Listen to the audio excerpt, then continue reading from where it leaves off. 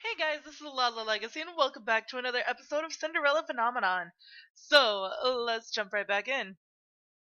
The king took a second wife after my mother died, as if she never mattered to him. Karma is silent, and I continue to talk, my emotions loosening my tongue. I had meant to stop there, but the words kept coming. The only one who ever showed me any affection in the palace was mother. The king never paid much attention to me in the first place, but he treats Rod and Melanie far better than he has ever treated me. What was your mother like? All of my fondest memories are of her.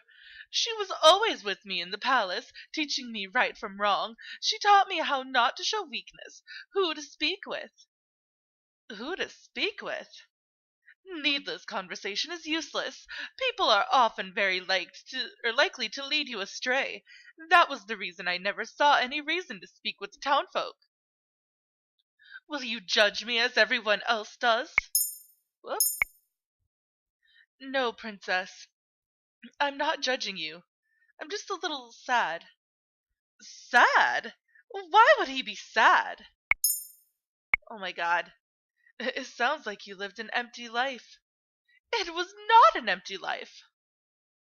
But it sounds as if your mother separated you from everyone. It wasn't as if the townfolk would have accepted me anyway. Mother said that they were not to be trusted. Princess, about your mother. Uh-oh. I will not hear you speak ill of mother. No, I only had a question about your mother. Karma coughs, and I pause to stare at him as he clears his throat. What is it? This. Oh, gods. Uh, I hear the change immediately. His voice is lower, far lower. The soft gentleness gone. Karma puts a hand to his throat and grumbles. Karma's voice is teetering on the edge of sounding unmistakably male. I've always wondered how he is able to change his voice, but I always forget to ask him about it. What happened to your voice? Oh, it's Miss Karma! Uh-oh. I turn to see a young market girl approaching us. She looks at Karma adoringly. I've always wanted to speak with you, Miss Karma, ever since you complimented my dress that one time in the dress store. Oh, no. Your dress is lovely today as always, Miss Karma. Karma? Don't speak! Miss Karma, are you okay? I am quite fine. I cannot help but giggle as the girl takes a step back, looking shocked by Karma's now deep voice. Karma curses again in his deep voice before forcing a bright smile on his face. Excuse me, I am feeling a bit under the weather. I notice that he's trying to change the pitch of his voice, but the highness is only annoying rather than soothing now. Oh, I'm sorry.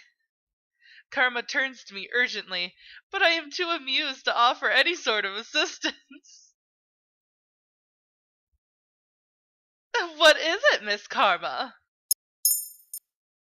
Karma's smile is forced, and his eyes are glaring at me. I laugh once again, not able to help myself. His expression softens, but only slightly. Let's attempt to leave with Karma. I think we had better get going. Karma nods his head. I'll have explaining to do if we just sit here. Is there nothing I can do to help you two? No, obviously not. I'm sorry. He does not look amused. Why? I am only trying to get us out of here faster. Leaving. He takes my hand and curtsies politely to the girl as he pulls me away. Karma, you sound sick. It's run out. Run out? The potion that Parfait makes for me. I must have talked too much. You talked too much. Karma puts a finger to his lips as we stroll through town. He shakes his head, making it clear he won't speak to me until later. When we arrive at the tavern, it is already dark. Karma pauses and turns to look at me. Oh my gosh, stop it. What? You have a nice smile, Princess Melody. I'm glad I can make you laugh. Aw. Well, of course I laughed. You sounded ridiculous. It's worth sounding ridiculous just to see you smile. You and Rumple really are the same. The comment doesn't faze him. He smiles widely as he leaves for his room. I'm glad I could make you laugh. I cannot get those words out of my head, even though I am supposed to be resting for the night. I think I should go see if Karma's practicing with Jurian or Garland. I leave my room and go down to the reception room. Delora and Parfait let me go to the forest at night alone now since they know that I am meeting up with Karma. Parfait is in the reception room tonight, reading a book. I was always told reading in the dark was bad for your eyes. Oh, Princess, I didn't see you. I noticed that she closed the book, and I can now read the cover. She is reading Cinderella. That's my fairy tale curse. The the Great War was caused by the fairy tales, right? Yes, that's right. And yet you are reading one. The curses are based off of these fairy tales after all. But why are you reading Cinderella? My curse isn't anything like the fairy tale, it's reversed. True, but the mortals remain the same. In order not mortals, morals, sorry, remain the same. In order to become Cinderella, you must be good like her. Cinderella had everything handed to her by a fairy godmother.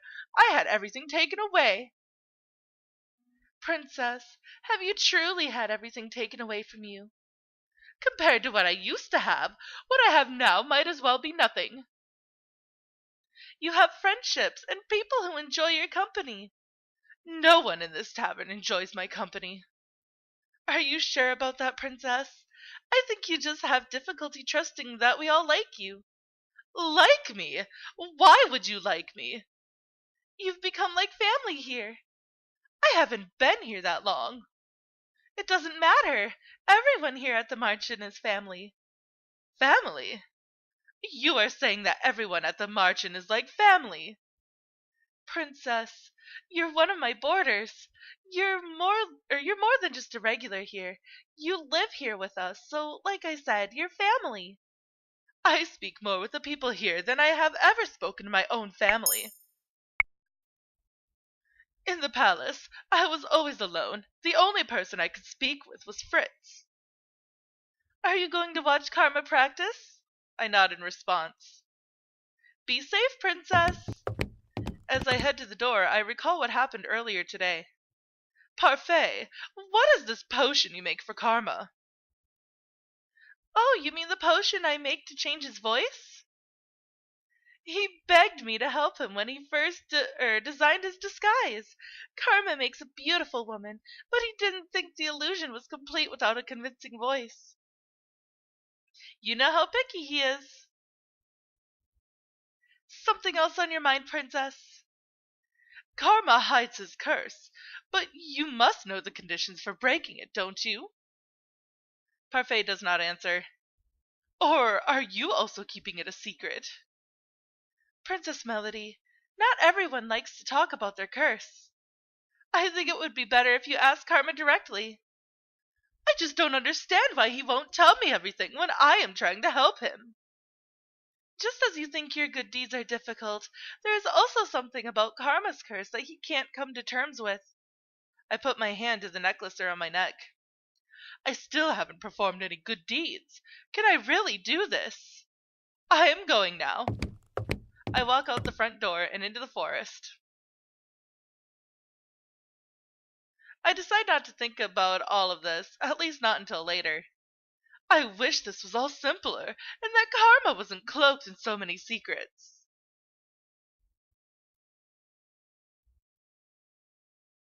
Mother, I went to town today. Oh? I told you not to go into town. Did your father take you? He told me that it would be fun. And was it? No. Everyone looks really angry at me, but I don't know why. I've told you before, haven't I, dearest one? The townsfolk are jealous of you. Jealous? They are bitter about their lot in life, and because of that they will seek to use you for your status. You cannot trust them, Melody. You cannot trust anyone but me. Trusting others will only lead to heartbreak, Melody. You need only trust me because I will never hurt you. Her mother has some issues. I have been at the Marchen for a couple of months now, and I still haven't managed to do a single good deed. Today I went out to town with Waltz to buy ingredients for parfait. The two of us have been very quiet, which is uncharacteristic for Waltz. Princess. What? Did Karma explain why he wasn't coming with you today?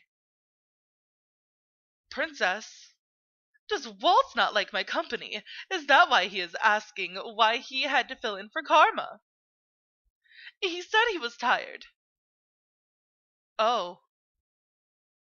Waltz turns his head, his eyebrows furrowing in confusion. The town feels different today. It does.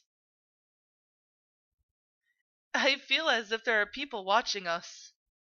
How can you tell? With practice, I have a lot of eyes on me when I'm doing my puppet shows after all. Even before then, I was used to being watched, I guess. Before you were cursed? But why? Well, I was more conspicuous as an adult, I guess. An adult. Oh, right. You have the Neverland curse. Oh my goodness, stop it. You remembered. Yes, I have the Neverland curse.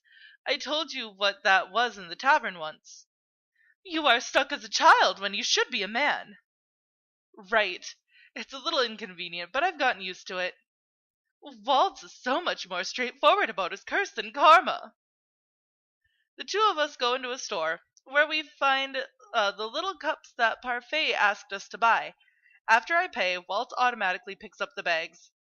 His help is nice for a change. I have become so accustomed to carrying the bags on my own. So, have you made any progress on your good deeds? You can see from my necklace that I have not. But you've changed. I still don't see how I have changed at all. Karma hasn't taught me anything about doing good. Sometimes in order to do good, you need to realize some things about yourself first. Maybe Karma's not so bad at helping you with that. He is selfish, flamboyant, and acts as if the world revolves around him. But you're still partnered with him. I am. I am okay with Karma's company. Most of the people judge and shun me. But Karma hasn't done that, and he's even mentioned enjoying my company. I have become more tolerant of him, too. Oh, Princess! Waltz's eyes light up, and I see him pointing ahead to a crowd of people gathered around the center of the town. A woman stands in the middle of the crowd telling people's fortunes. We should go see if we can get our fortunes told. Come on! The crowd around the woman only grows larger until nearly half of the plaza has been taken up. I find myself pushed around in the crowd as I try to follow Waltz. The crowd is dense though, and in no time at all, I have lost him. Waltz! I call for him, but I do not see him over the dozens of people in front of me. I will wait for him at the outskirts of the crowd. He should be able to find me. I make my way out of the crowd and to the edges of an alleyway. But Waltz still does not appear. 10 minutes go by, and I consider walking back into the crowd when I hear a voice behind me. Are you looking for someone, madame? I feel someone grab my hand. I slap them away and take a step back. When I turn, I find a man standing behind me in the alleyway. Didn't mean to startle you. What do you want? I want to help you return to the palace, Princess Melody. You know who I am. I do, Princess, and I can lead you back to the palace. Who are you? Someone who's working for the king. But the king does not remember me. The only people that would remember me are witches, fairies, and those with the curse. So who exactly is this man? You're lying. Princess, why would I ever lie to you? Now come. I'm sure everyone at the palace will be very happy to see you. The man grabs my hand roughly and begins trying to pull me through the alleyway. The first thing I try to do is scream, but the man clamps his free hand over my mouth. The crowd is getting farther from us, and no one can see us in the shadows. Princess, I swear on my word, I'm bringing you back to the palace. Let's, wait for an opening, I guess? You will be expecting me to fight back. I have to hold my ground until there is an opening. What would Jurian and Garland do in this situation? Nice and obedient, yeah? Better that way. After all, I'm not a bad guy. The man walks me down the alleyway and holds me still tight, I guess. I am forced to walk with him until we get to a dead end. Now, where was that passageway he was talking about? Now's my chance! What is this I see before me? I look up to see Karma standing on the rooftop right above us in his disguise holding a sword, a broad grin on his face. Madame, you might hurt yourself playing with that sword. You might want to put it down. What's this, sir? Do you feel threatened by me? You should. Karma jumps down from the building and raises his sword in front of him. His eyes are angry, his earlier jovial personality fallen away. Anyone that attacks a lady has to pay for the crime. Karma rushes forward, moving faster than I can see. Even in his long dress, the glint of the sword causes the man to fall backwards, loosening his grip on me. I step back from the man's hold and watch as Karma points his sword at the man's neck. Now, I have a sword and you do not. Do you really want to test your luck, sir? This isn't worth it. The man runs off, leaving me alone with Karma in the alleyway. What's this? You were a lot cockier just a few minutes ago. I breathe out slowly as relief washes over me. Princess! Waltz approaches me from where the man had run. So, did you meet the coward fellow on your way here? I bumped into a man who looked as if he was running from death. Oh my, I feel oddly accomplished. Karma and Waltz's voices become faded and indistinct as my vision blurs. I am suddenly light on my feet. All the adrenaline from earlier has dissipated into thin air. I feel tired. Princess! Before I can collapse, I feel arms pulling me back up. Rest easy, Princess Melody. I close my eyes and fall into blackness. When I wake up, Anise is setting a tray of food down on my bedside table. She does not notice as I rise slowly from bed. Oh my goodness, stop it. Anise! Oh, Princess, you're up! We were worried about you.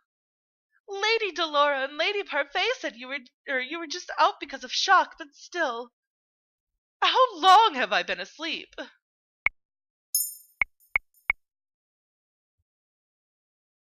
Just a few hours, Princess. Don't worry about chores for now. Lady Dolores says that if you're feeling better later, you can use Mr. Broom. Just thinking about Mr. Broom gives me a headache. Where are Karma and Waltz? Waltz is scouting the town looking for the man that captured you. And Karma? I think he might be in his room, Princess. He's got patrol tonight, so he's resting a little bit. If he has patrol tonight, that must mean he was resting this morning, too. How did he know I needed help? Do you need anything, Princess? No, I am going to visit Karma. What? To thank him? However, he knew. If Karma hadn't been there, things would not have ended so well. Yes. That's sweet, Princess. Oh, Lady Delora wants to talk to you about what happened when you're feeling up to it. Okay. But sorry, guys. But that is all the time that I have for this episode. So, if you liked it, please give it a big thumbs up down below. And if you haven't already subscribed, by subscribing, you're becoming part of a legacy. I love you guys so much, and I will see you in the next video. Bye-bye!